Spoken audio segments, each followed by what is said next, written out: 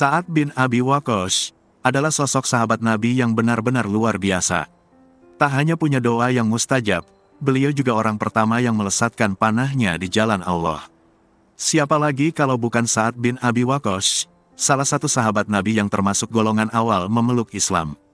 Sa'ad dikenal sebagai pemimpin perang Al-Qadisiyah ketika melawan pasukan Persia pada tahun ke-14 Hijriah. Berikut kisah karomah Sa'ad bin Abi Waqqas ketika perang Al-Qadisiyah melawan Persia. Karomah ini diceritakan Syekh Yusuf bin Ismail An-Nabhani dalam kisah karomah Wali Allah.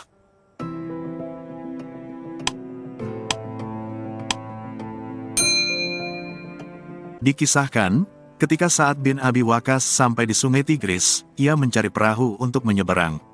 Tetapi ia tidak berhasil, karena perahu-perahu telah ditambatkan. Sa'ad dan pasukannya tinggal di sana beberapa hari pada bulan Safar. Tiba-tiba air pasang datang. Sa'ad bermimpi melihat sekawanan kuda milik pasukan muslimin menceburkan diri ke sungai, lalu menyeberangi air pasang itu, padahal air pasang sungai Tigris sangat tinggi. Sa'ad menakwilkan mimpinya sebagai petunjuk, agar ia menyeberangi sungai itu. Maka ia mengumpulkan pasukannya, lalu berkata, "Aku akan menyeberangi sungai ini." Dan pasukannya menyetujuinya. Sa'ad mempersilakan pasukannya untuk menceburkan diri ke sungai, lalu berkata, "Katakanlah, kami memohon pertolongan Allah, dan bertawakal kepadanya. Cukuplah Allah bagi kami, sebaik-baik zat tempat memasrahkan diri. Tiada daya dan kekuatan, kecuali milik Allah, yang maha tinggi lagi maha agung." Lalu mereka menceburkan diri ke sungai Tigris, menyeberangi air yang pasang itu, dan terombang-ambing ombak. Sungguh ajaib, mereka terapung di sungai itu sambil berbincang-bincang dan berpasangan, seperti ketika berjalan di daratan.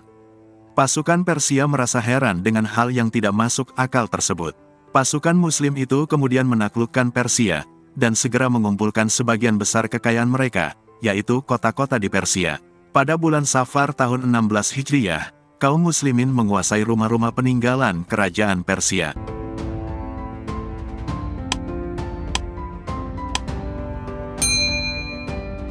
Dalam riwayat lain diceritakan, bahwa Sa'ad berkata, "Kami menyeberangi sungai Tigris sambil membawa kuda dan binatang peliharaan kami, sampai tak seorang pun melihat air dari dua tepinya. Kuda-kuda itu mendatangi pasukanku sambil menghela surainya, diiringi ringkikan.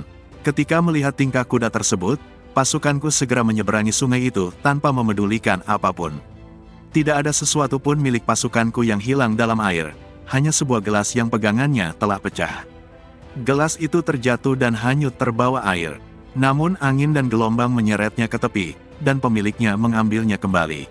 Riwayat lain menyebutkan bahwa orang yang berjalan di atas air bersama Sa'ad adalah Salman Al-Farisi. Pasukan Sa'ad menyeberangi sungai Tigris sambil terapung beserta kuda-kuda mereka. Sa'ad berkata, "Cukuplah Allah bagi kami, dialah sebaik-baik zat tempat memasrahkan diri. Demi Allah, Allah benar-benar akan menolong walinya, memenangkan agamanya, dan mengalahkan musuhnya, jika dalam diri pasukan tidak ada kejahatan, atau dosa yang mengalahkan kebaikan." Salman berkata kepada Sa'ad, "Sesungguhnya Islam itu baru. Demi Allah, lautan tunduk kepada Sa'ad dan pasukannya, seperti halnya daratan tunduk kepada mereka." Mereka menyeberangi sungai, hingga air itu tidak terlihat dari tepian.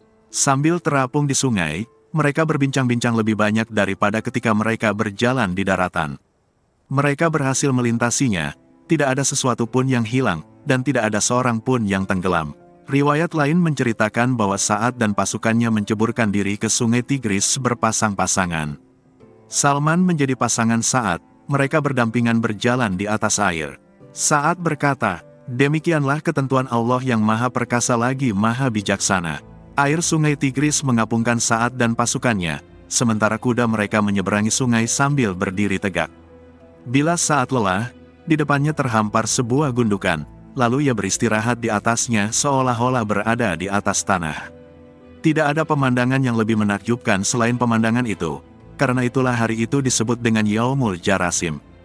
Jika ada yang lelah, maka di depannya terhampar sebuah gundukan tempat untuk istirahat. Qais bin Abi Hazim berkata, "Kami menundukkan sungai Tigris yang sedang meluap airnya. Meskipun air pasang mencapai puncak ketinggiannya, prajurit berkuda tetap tegak dan air tidak sampai menyentuh ikat perut kudanya." Dalam riwayat lain diceritakan bahwa, Ketika kaum muslimin menyeberangi sungai Tigris, penduduk Persia berkata, "Mereka itu jin, bukan manusia."